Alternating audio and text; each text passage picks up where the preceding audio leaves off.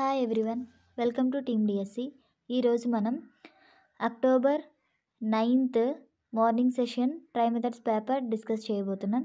First question, which of the following are related to cognitive domain? Comprehension, application, analysis, calculate, achieve. కింది వానిలో జ్ఞానాత్మక రంగానికి చెందినవి అవబోధం, వినియోగం, విశ్లేషణ, గణించుట, సాధించుట.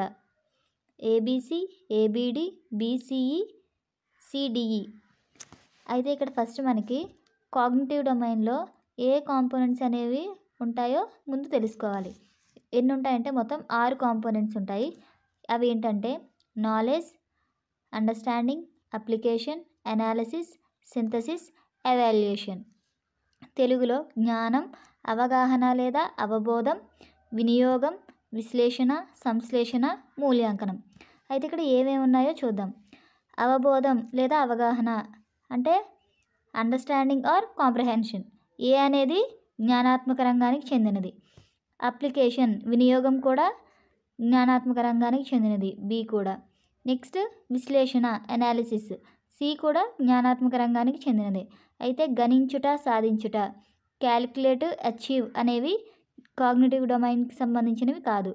కాబట్టి చెందినవి ABC. Option 1 is the correct answer. Next question, the statement mathematical reasoning is a useful thought.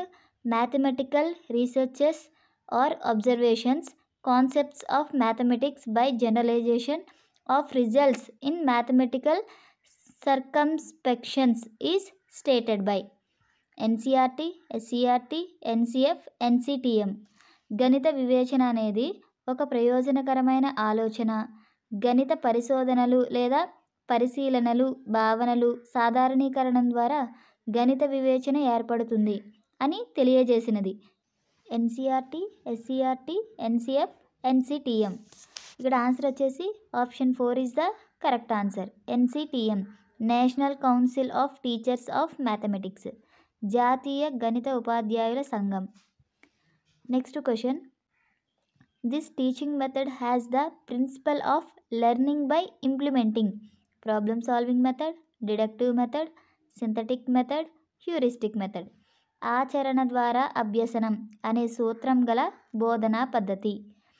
సమస్య పరిష్కార పద్ధతి, నిగమన పద్ధతి, సంశ్లేషణ పద్ధతి, అన్వేషణ పద్ధతి. అయితే ఇక్కడ ఆన్సర్ వచ్చేసి option 4 is the correct answer. అన్వేషణ పద్ధతి, heuristic method.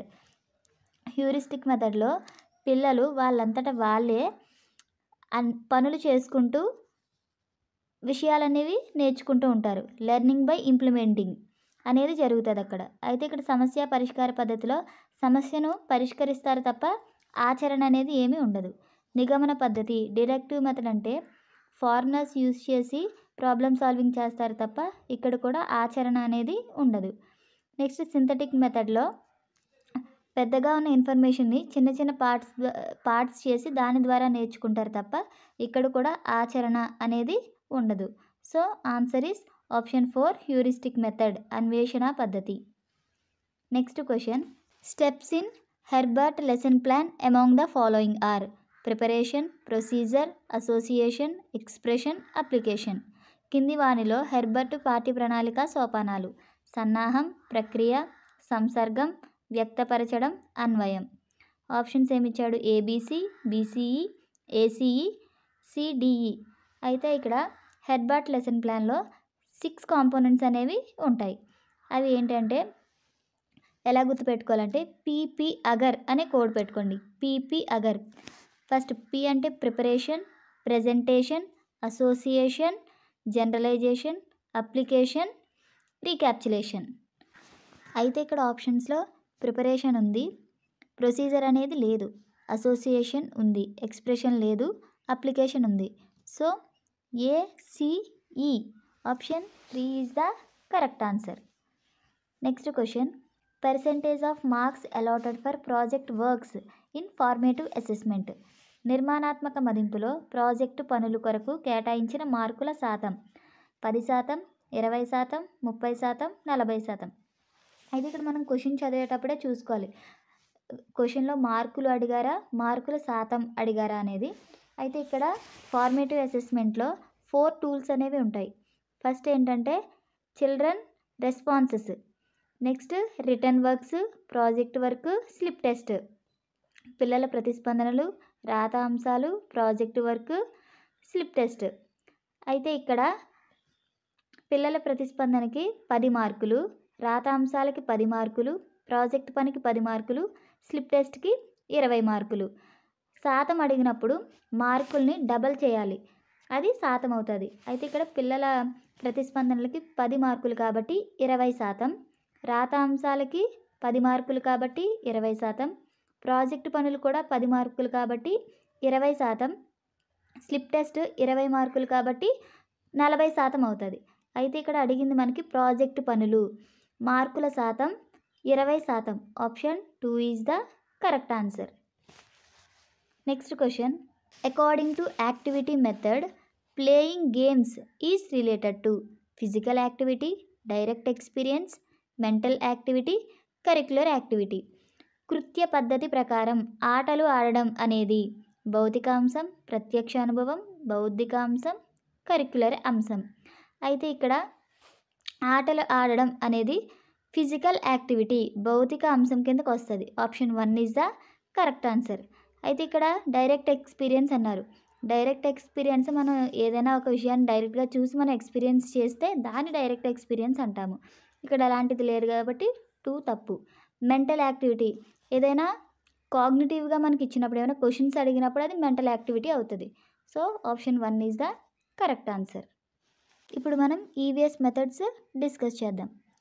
A teacher who doesn't have knowledge of goals will never be able to find his way and direction and never reach his target set by BD Bhatia, JK Sood, John Dewey, Carlyle. లక్ష్యాలను గురించిన విజ్ఞానం లేకపోతే ఉపాధ్యాయుడు తన దిశ ఏమిటో, మార్గం ఏమిటో తెలియక ఎన్నటికీ గమ్యాన్ని చేరలేడు అని చెప్పినది BD Bhatia, GK Sood, John Dewey, Carlyle. అయితే ఇక్కడ ఆన్సర్ వచ్చేసి option 1 is the correct answer, BD Bhatia. అయితే ఇక్కడ మనం ఎలా గుర్తుపెట్టుకోవాలంటే దిశ ఏమిటో, మార్గం ఏమిటో తెలియక అనే పదాలు వచ్చినప్పుడు మనం బీడి భాటియా అని గుర్తుపెట్టుకోవాలి. దిశ ఏమిటో, మార్గం ఏమిటో తెలియక అన్నప్పుడు మాత్రమే బీడి భాటియా అని మనం చూస్ చేసుకోవాలి.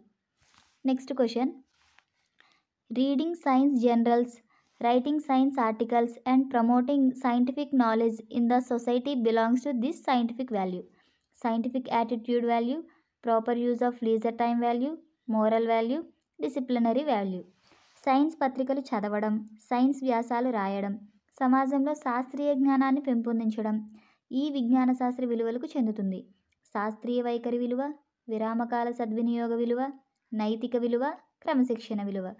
అయితే ఇక్కడ మనం సైన్స్ పత్రికలు చదవడం, రాయడం ఇలాంటివన్నీ మనం ఖాళీగా ఉన్నప్పుడే కదా చేస్తాం ఇవన్నీ. సో దాన్ని విరామకాల సద్వినియోగ విలువ.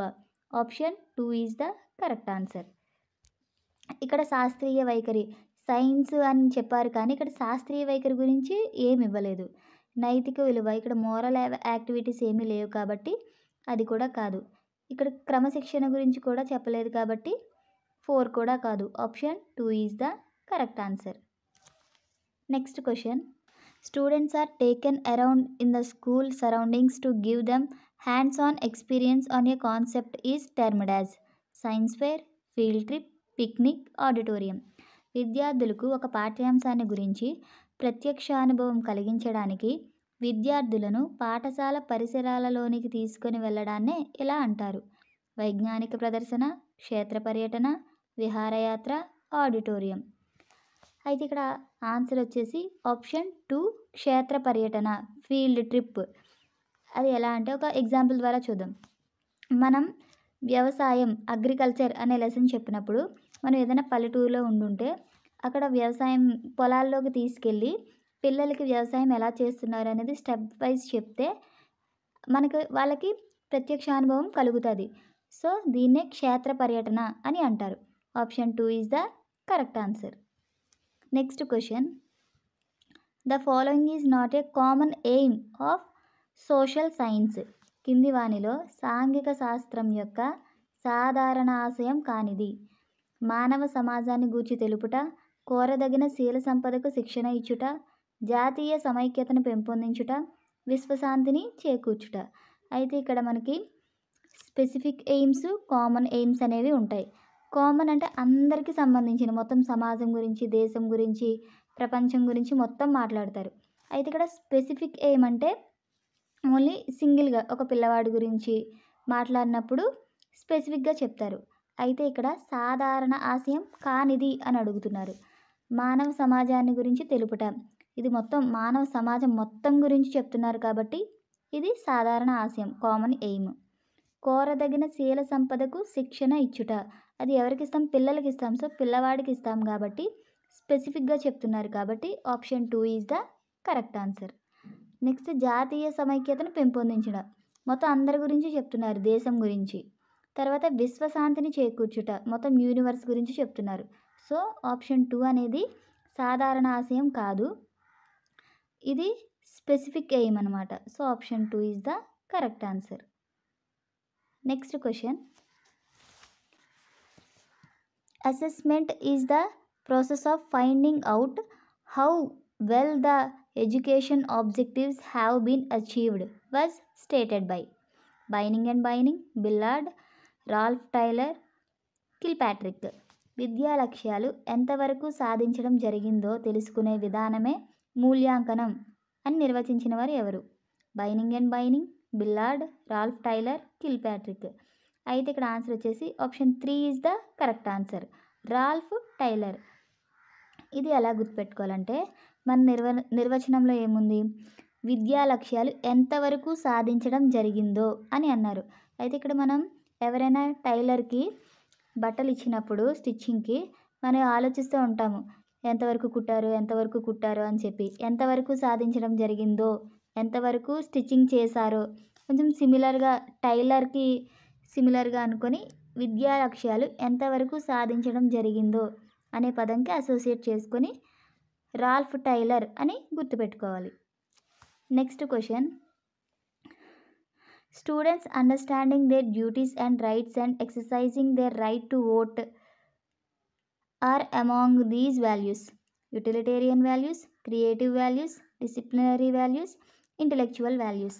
విద్యార్థులు తన విధులను, హక్కులను తెలుసుకోవడం, ఓటు హక్కును వినియోగించుకోవడం అనేవి ఈ విలువకు చెందుతాయి. ఉపయోగితా విలువ, సృజనాత్మక విలువ, క్రమశిక్షణ విలువ, బౌద్ధిక విలువ. అయితే ఇక్కడ వాళ్ళు తెలుసుకోవడంతో పాటు ఓటు హక్కును వినియోగించుకుంటున్నారు, అంటే వాళ్ళ నాలెడ్జ్ని ఉపయోగిస్తున్నారు. సో ఉపయోగితా విలువ అవుతుంది. Option 1 is the correct answer.